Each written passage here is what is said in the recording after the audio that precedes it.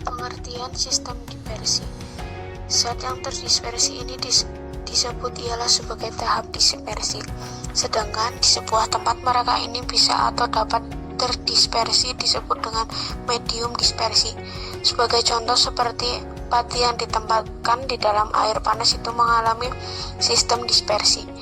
Sebuah sistem dispersi ini bisa atau dapat diartikan dengan larutan atau juga campuran dari dua zat yang berbeda, tetapi mempunyai bentuk yang sama. Ciri khas dari sistem dispersi ini ialah adanya pelarut serta zat larut. Dispersi merupakan peristiwa yang menguraikan cahaya putih polikromatik menjadi komponen-komponennya karena pembiasan. Komponen warna yang terbentuk yakni merah, jingga, kuning, hijau, biru, nila, dan ungu. Dispersi juga dapat terjadi karena adanya perbedaan deviasi untuk setiap pajangan gelombang yang disebabkan oleh perbedaan kelajuan masing-masing gelombang pada saat melewati medium pembias. Pembiasan cahaya pada prisma. Prisma ialah benda miring atau transparan tersebut dari gelas yang dibatasi oleh dua bidang permukaan yang berbentuk sudut tertentu yang berfungsi menguraikan sebagai pembias sinar yang mengenainya. Permukaan ini disebut dengan bidang pembias dan sudut yang dibentuk oleh kedua bidang pembias disebut sudut pembias. Cahaya yang melewati prisma akan mengalami dua kali pembiasan, yaitu saat memasuki prisma dan meninggalkan prisma. Jika sinar datang mula-mula dan sinar bias karena diperpanjang, maka keduanya akan terpotong di suatu titik dan membentuk sudut yang disebut dengan sudut deviasi.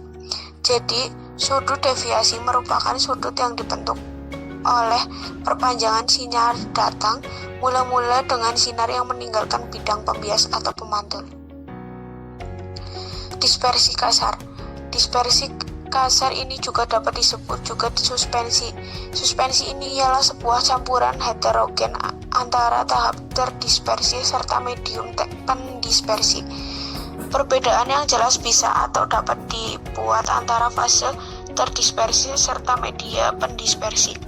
Di dalam sebuah fase terhadap terdispersi biasanya di dalam bentuk padatan, sedangkan pada medium pendispersinya ini berbentuk cair. Fase terdispersi ini merupakan ukuran partikel lebih dari 10 hingga 5 cm, sehingga bisa atau dapat melihat sedimen. Contoh terhadap campuran air berisi pasir. Di dalam sebuah campuran air serta pasir, fase terdispersi pasir serta juga media pendispersi air. Ini bisa atau dapat dibedakan karena pasir mengendap di bagian bawah wadah. Ciri-ciri suspensi. Ukuran partikelnya lebih besar 10 nanometer. Keruh. Partikel terdispersi ini bisa atau dapat diamati langsung dengan mata. Mudah terpisah atau mengendap, dapat dipisahkan yakni secara filtrasi atau penyaringan.